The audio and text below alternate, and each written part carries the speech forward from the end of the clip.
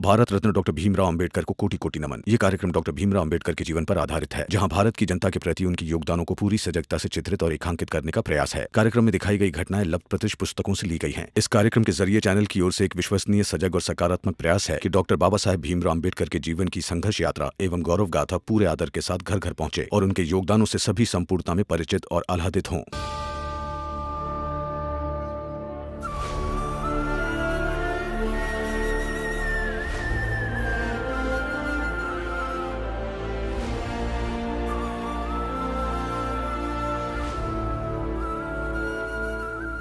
अपना संघर्ष ऐसे ही जारी रखो, चाहे कुछ भी हो जाए। अपनी पढ़ाई कभी मत छोड़ना। देखना, तुम एक दिन जरूर सफल होगे। मेरा आशीर्वाद तुम्हारे साथ है। अपने समाज और अपने जाति के लोगों की स्थिति बदलने के लिए, अपने समाज के लोगों को समाज में बराबरी का हिस्सा देने के लिए भीमराव को लड़ना होगा और लड़ाई में विजय प्राप्त करनी होगी। और इसका केवल एक ही मार्ग है कि भीमराव आगे पढ़े और आगे बढ़े। ये कॉलेज तुम्हारा है, जाओ और इस कॉलेज के हर एक कोने से दोस्ती कर लो, क्योंकि इस कॉलेज का हर एक कोना तुम्हारी पढ़ाई के संघर्ष का साक्षी है। और इनसे कहो कि ये तुम पर विश्वास रखें कि तुम्हें अभी लंदन, अमेरिका और दूसरे देशों में जाकर भी पढ़ना है।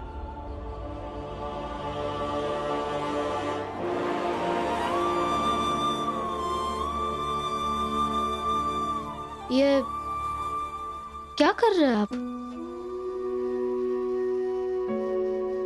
रमा, मन एकाग्र करके दिल से अपने सारे गुरुओं को याद कर रहा हूं और उन्हें दिल से धन्यवाद दे रहा हूं। आओ बैठो यहां।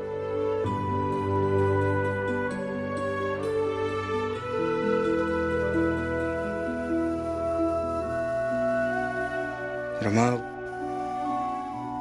मैं वही भीमराव हूं जिसे पैदा होते ही लोगों ने दुत्कारना शुरू किया, खुद से हमेशा दूर रखना चाहा। लेकिन मेरे जीवन में मुझे ऐसे गुरु मिले जिन्होंने मुझे इस लायक बनाया कि आज बड़ौदा के सयाजी महाराज भी मुझे अपने पास बुलाना चाहते हैं। किसी भी मनुष्य के जीवन की कीमत अगर कोई बढ़ा सकता है तो वो गुरु है।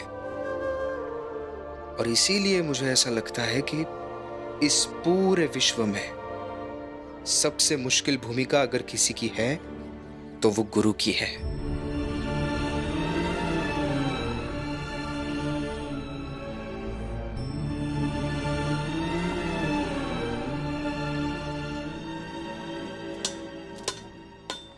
वहां ठीक से देखो रमा, एक गुरु को कोमल बनना पड़ता है अपने शिष्य के मन को पढ़ने के लिए, अपने शिष्य के भाव को समझने के लिए। लेकिन उसी कोमल गुरु को उस हथौड़े की तरह सख्त भी बनना पड़ता है, ताकि उस लोहे की तरह अपने शिष्य के आकार को मोड़ दे सके।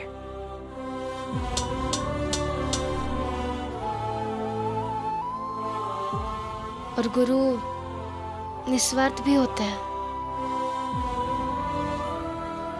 क्योंकि बना हुआ शिष्य काम आता भी है तो वो दूसरों के लिए काम आता है। उनके इस समय तो बस फिर से कोई बनने वाला शिष्य आता है। और इसीलिए तो गुरु बनना बहुत मुश्किल बात है, क्योंकि सिर्फ ज्ञान ही नहीं बल्कि एक गुरु अच्छाई का भी वाहक होता है। और इसीलिए फिर एक बार मैं अपने जीवन के सारे गुरुओं को प्रणाम करना चाहता हूं।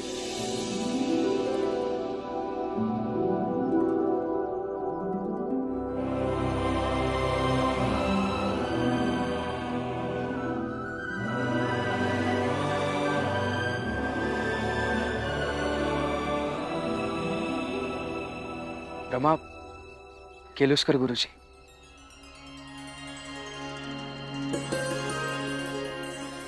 गुरुजी, प्रणाम करता हूं। सदा यशस्वी भव। भीमराव,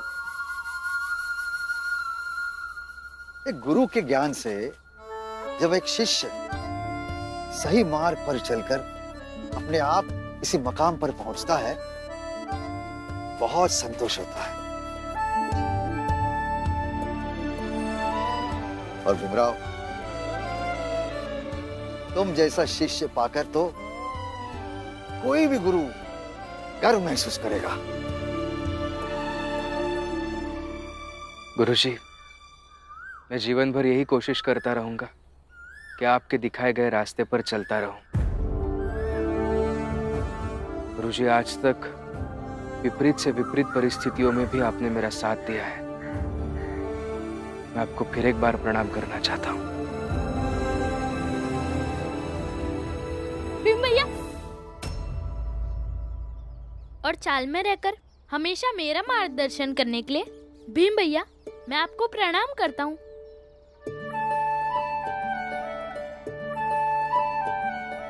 दीपक, फिर से एक बार करो।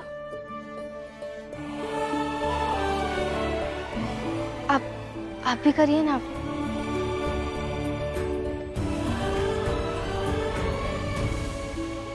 क्या हुआ रमा? देख रही हो कि यह एक श्रृंखला है। एक शिष्य अपने गुरु को गुरु मानकर प्रणाम कर रहा है और दूसरा शिष्य उस शिष्य को गुरु मानकर प्रणाम कर रहा है। देखकर बहुत अच्छा लगा मुझे। तभी तो रमा, गुरु पूर्णिमा की रात की उस चांद की तरह होता है जो दूसरों को रोशन करता है और फिर वो जाकर दूसरे को रोशन कर सके। आज हम सब मिलकर संसार के तमाम गुरुओं को प्रणाम करते हैं। यह तन विष की बेलरी, गुरु अमृत की खान। शीश दियो जो गुरु मिले तो भी सस्ता जान।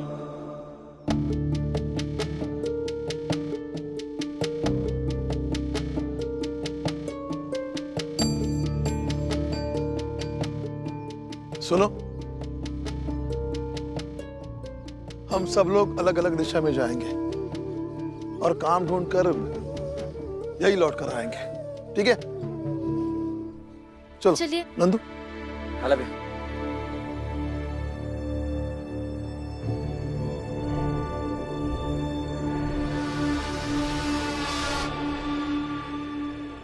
आप सब भी ध्यान से सुन लीजिए। जैसे जैसे ये छोटी जात वाले टुकड़ों में बंटकर गए हैं ना, वैसे ही हम सबको भी टुकड़ों में बंटकर इन सब के पीछे जाना है। और जहाँ जहाँ ये सब जाएंगे काम मांगने, वहाँ वहाँ हमें जाकर सामने वाले को इन्हें काम देने से मना करना है। समझ गए ना?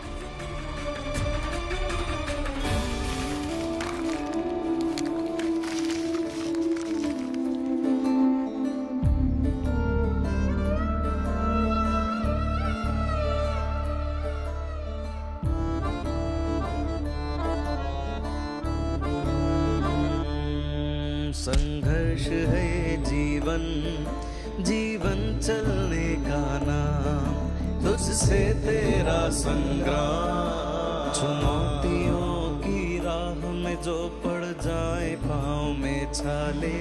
सीने में भर साहस और उस पर एक फूंक लगा ले। लगे टूटने जो हिम्मत और छाए घोर अंधेरा, अपने अंदर की चिंगारी से बिखरा दे उजाले। चल उठ कर हम एक नया रास्ता निकाले, बुझने ना देना मन की मशाले। चल उठ कर हम एक नया रास्ता निकाले, बुझने ना देना मन की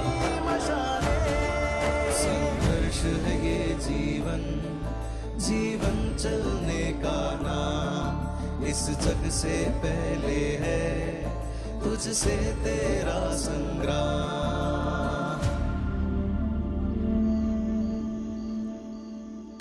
जोखू, अभी तक भीम के समर्थक सब आए नहीं। अरे हितेश भाऊ, एक ही बार माँ कुल पैसा जमा करके आ जाएंगे का? ए जोखू, हमारे कपड़े जो तूने जलाए थे उसका हर्जाना देना था ना तुझे? मालिक हम सब पैसा नहीं दे पाए। कब देगा? हाँ, इतने दिन हो गए। अरे दे देगा ना, कुछ दिन का और समय दे दीजिए। अरे कुछ दिन वो दिन नहीं, आज के आज हिसाब होगा। नहीं मालिक, हम कह रहे हैं ना कि हम सब पैसे नहीं दे पाए। अरे इतने दिन से नहीं दिए तो अब क्या देगा? हाँ, और तू क्या, तेरा बाप भी देगा?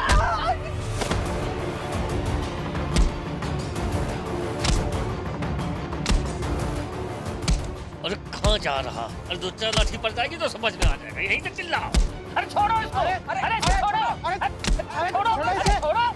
अरे छोड़ो इसको! अरे छोड़ो इसको! अरे छोड़ो!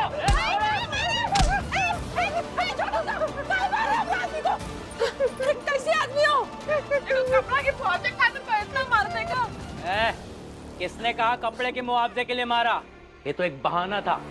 हमने मारा इसलिए क्योंकि हमारी जात के महिपाल और शिशुपाल को आनंद और बाला ने जमीन पर पटक दिया था। उसका बदला पूरा हुआ।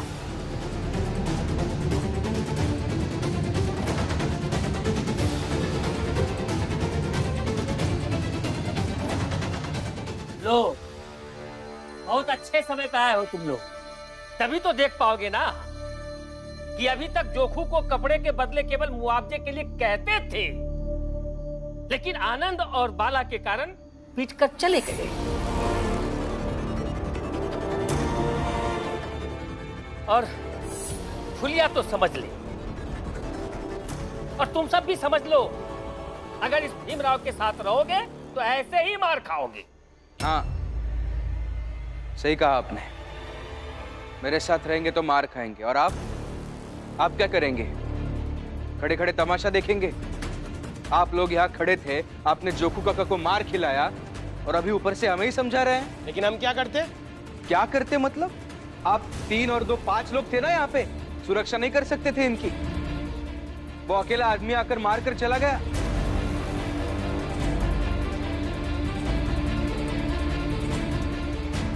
देखिए हितेश काका, बाला भैया आनंद भैया के नाम पर उनकी गलतियों को सही साबित करना आसान है, लेकिन वो बार बार किसी ना किसी के नाम पर ऐसे ही आते रहेंगे, हमें मारते रहेंगे, और अगर आप मार खाते रहेंगे तो कुछ नहीं बदलेगा।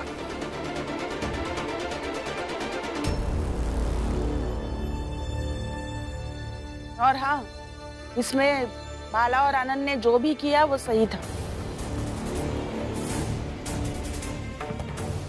क्योंकि वो लोग मेरे पति को धक्का देने वाले थे।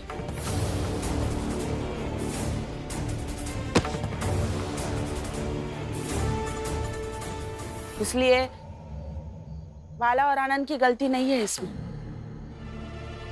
वाह, अरे आज तो उल्टी गंगा बह रही है। हाँ? जीजा भाई भी भीमराव के पक्ष में बोल रही है, देखो। हितेश भाऊ, भीम का पक्ष तो मैं कभी ना लूं। मैं बस यही कह रही थी जो मैंने अपनी आंखों से देखा था।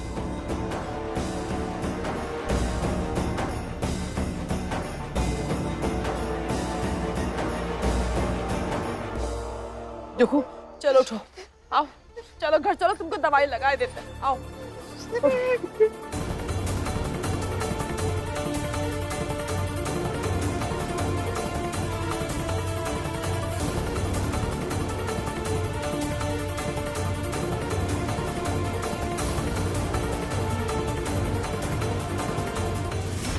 और तो आज दिन भर में कितने पैसे कमाए बताओ? हाँ? पैसे तो नहीं कमाए, मगर हौसला नहीं हारे हैं। कमा लेंगे कहीं ना कहीं से, आप चिंता मत कीजिए।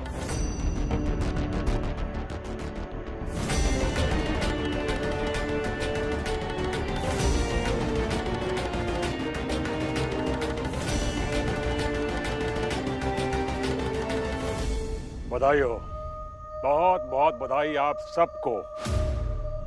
आज हम सब ने मिलकर उन छोटी जात वालों को पूरे दिन में 1 रुपया तक नहीं कमाने दिया है। कितनी बड़ी बात है ये। ऐसे ही बस और 6 दिन उन सबको खाली हाथ घर भेजना है, बस। तो आज इस खुशी की बात पर हम सब मिलकर साथ में खाना खाते हैं, क्यों?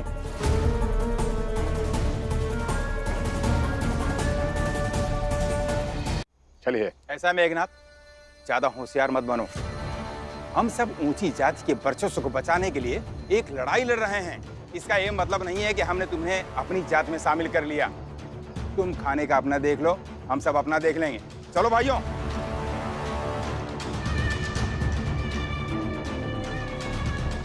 सोचा था एक तीर से 2 शिकार कर लूंगा। वो भीमराव और उसके परिवार को उसकी औकात भी दिखा दूंगा और इन ऊंची जात वालों में अपनी वापसी भी करवा लूंगा।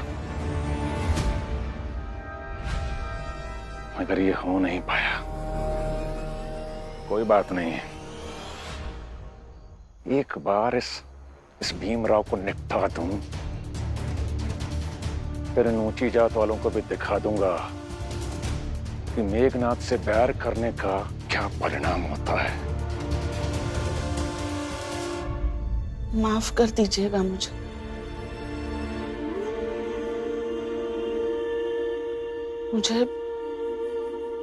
मुझे ऐसा नहीं कहना चाहिए था। किस बात के लिए माफी? आज तक तुमने इतना कुछ कहा है, किस किस चीज के लिए माफी मांग रही हो? बाकी सब जो मैंने कहा है उसके लिए ना ही मुझे अफसोस है और ना ही माफी। माफी तो बस इस बात की है, मुझे ऐसा नहीं कहना चाहिए था कि मैं विधवा ही ठीक थी।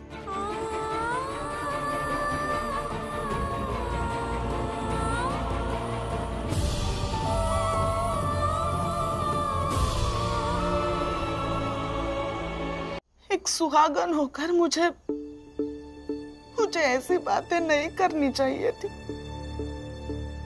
मैं आपसे लड़ती झगड़ती, भीम से चिढ़ती हुई भी जीवन गुजार रही हूँ। विधवा रहती तो जीवन स्थिर सा रह जाता बस।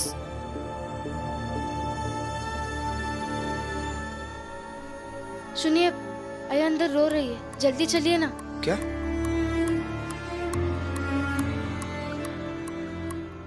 और आप भी दोबारा ऐसे मत कहिएगा, मैं और जी नहीं पाऊंगा। जीने की मेरी अभिलाषा कम हो गई, मत कहिएगा।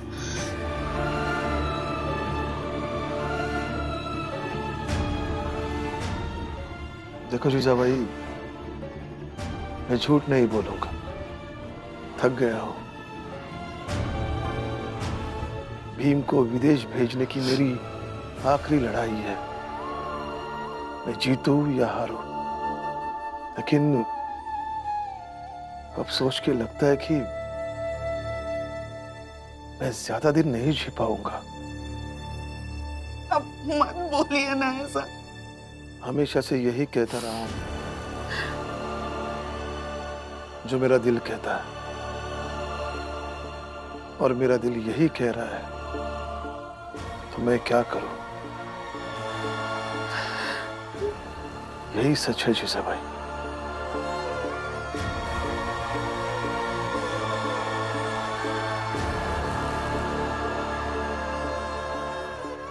बाबा, कैसी बातें कर रहे हैं आप? हाँ बाबा, अगर आप ही ऐसे बोलेंगे तो कैसे चलेगा? बाबा, आप तो हमारी सबसे बड़ी ताकत है। बाबा, एक पति होकर पत्नी से ऐसी बातें कहना अच्छा नहीं लगता है। जानता हूं कि मुझे ऐसा कहना नहीं चाहिए था, मगर मुझे जो लगा वो मैंने कह दिया। भीम को विदेश भेजने की मेरी अंतिम लड़ाई है और मैं चाहता हूं ये लड़ाई में जीतूं।